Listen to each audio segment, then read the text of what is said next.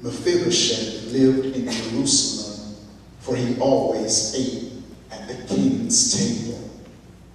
Now he was lame in both his feet. I want to preach to you this morning using as a title, Use What You Got. For those of you who want to be a little bit more grammatically correct, you can write down use what you have. But I'm sticking with use what you got. Caden Elijah Kinkle, a 2-year-old, was born with a birth defect, omphalocele, a hernia in which the muscles in the abdominal wall do not close properly. His defect led to deformities which made amputations necessary. So from birth, little Caden was seemingly set at a disadvantage, not able to experience development like other little boys and girls. Had to struggle at tasks relatively easy to the typical child. If you've ever raised a child, especially a boy, you know what I'm talking about. Little boys love using their feet. They run into everything. They climb on everything. They get into everything. We're constantly telling our oldest son, Caleb, to slow down. Recently, our youngest son, Samuel, got the walking thing down, and now he's running everywhere. And we have to constantly keep an eye on him because he'll get into everything. Walking on your own for a child is a symbolic step towards independence. Things you used to look to mama or daddy to do, you now curiously venture out on your own. So being robbed of your legs, your mobility, your independence can potentially be damaging. Yet in the video, you observe a boy that had every reason to be distraught with life, perceived to have been dealt a bad hand, no fault of his own, nothing to deserve it. If he sat there and wallowed in self-pity, no one would fault him. If he sat there and gave up, you really can't blame a 2-year-old. If he gave in and cried, you have every right to sympathize and empathize with him. Yet we observe Caden Elijah Kinkle grabbing his little walker, taking a step, and then falling.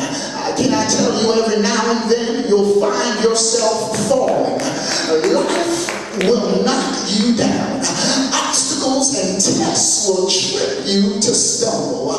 But I'm reminded in Proverbs 24:16, the righteous falls 7 times and rises again. The importance isn't the falling. What's significant is the rising. Let me say that again. What's important isn't how you fell, but what's significant is how you'll rise. Are you going to allow what caused you to fall to keep you down? Or are you going to allow what caused you to fall to get back up with more determination, more grit, more resolve? It isn't about how you fall, it's about how you get back up. Anybody can fall, but not everyone gets back up. After the divorce, you have to learn to get back up. After the loss, you have to learn to get back up. After the cancer, you have to learn to get back up. After the layoff, you have to learn to get back up. After the shame and the pain, it's not about the fall or how many times you fell. The righteous falls 7 times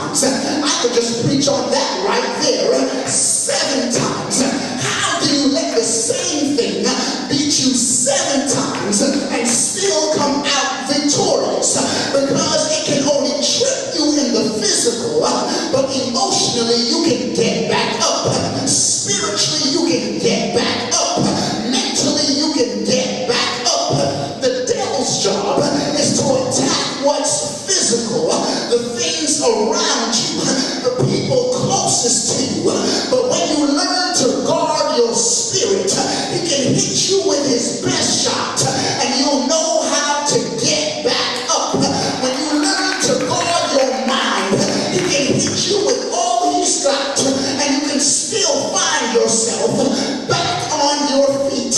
When you learn to guard your heart, let him throw everything and the kitchen sink, and what was meant to break you will build you. What was meant to batter you will bless you, and what was meant to bruise you will better you. The righteous falls 7 times. 7 is the number of completion.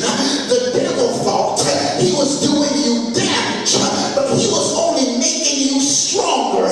He was completing you. Has anybody ever fallen once? Has anyone ever fallen twice? Has anyone ever stumbled 3 times? Has anyone ever tripped 4 times? Has anyone ever fallen 5 times? Has anyone ever fallen 6, 7 times? If you have fallen, if you've fallen at least 7 times, you ought to say thank you. Thank you for what I had to go through. Thank you for what I had to endure, because now I see I'm stronger than I used to be. Cain would fall, but you notice every time he fell, he not only got up, but moved forward. Can I tell you the problem with some of us? We get up, but there's no moving forward, no progression. 2 years and still stuck on how they treated you. 2 months and still stuck on what did happen. 2 weeks and still stuck on what they said to you. Stuck on the conversation, stuck in your mess, stuck in the lies and the gossip. Some of us are just stuck on stupid. It's not good enough to just get back up, because if you just get back up, you're in the same place where you fell. But there has to be some progression after your suppression. There has to be some moving after your losing. I just touch your neighbor and tell him, move on. God can't bless you in the same place. God can't bless you around the same people. You got to learn to keep it moving, to get yourself up, dust yourself off, and move it. Move it or lose it.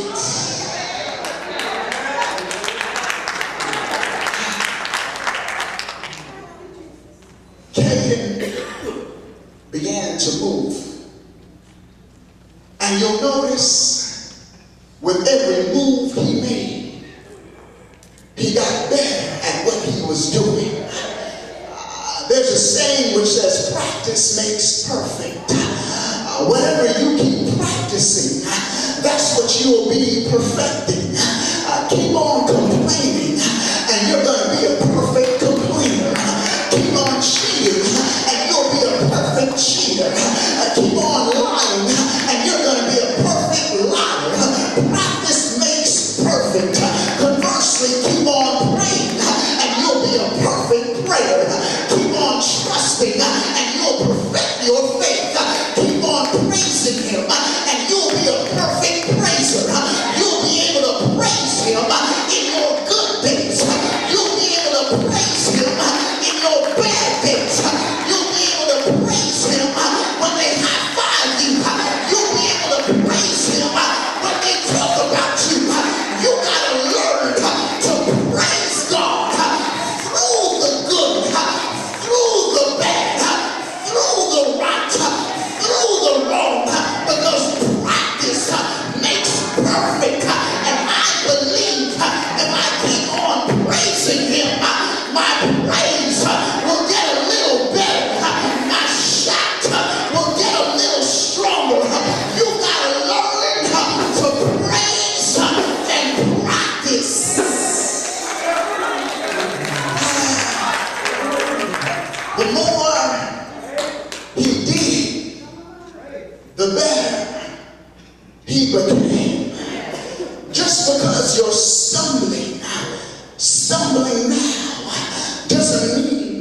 you'll always stumble. You have to understand the principle of progression. James chapter 1 verse 2 says, count it all joy when you fall into various trials, knowing the testing of your faith produces patience. But let patience have its perfect work, that you may be perfect and complete, lacking nothing. He has you in it to progress your faith, and the longer you're in it, the more room to perfect your faith. Sometimes we ask God, God, get me out. But if he gets you out now, you'll miss your progression. So if it takes a little more time, God, just give me the strength to go through what I'm going through. I don't want to go through anything and come out the same. But in what I'm in and what I'm dealing with, God, I want you to bless me, heal me, restore me, revive me. God isn't in the business of digression. He's in the business of progression.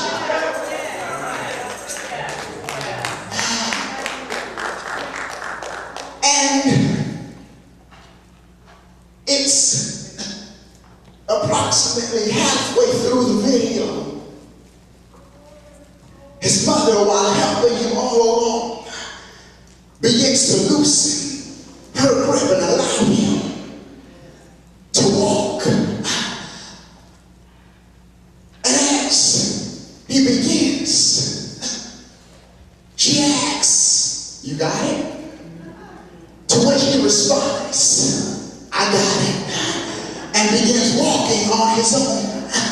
And with each independent step, he exclaims, I got it, moved his left prosthetics and says, I got it, moved his right prosthetics and said, I got it, pushes his walker a little forward and says, I got it. I came to tell you, you're always going to have something against you. You're not tall enough. You're not thin enough. You're not smart enough. He could have easily thought, I don't have any legs. Instead of focusing on what you don't have, you need to start looking at what you do have. You can't use what you don't have.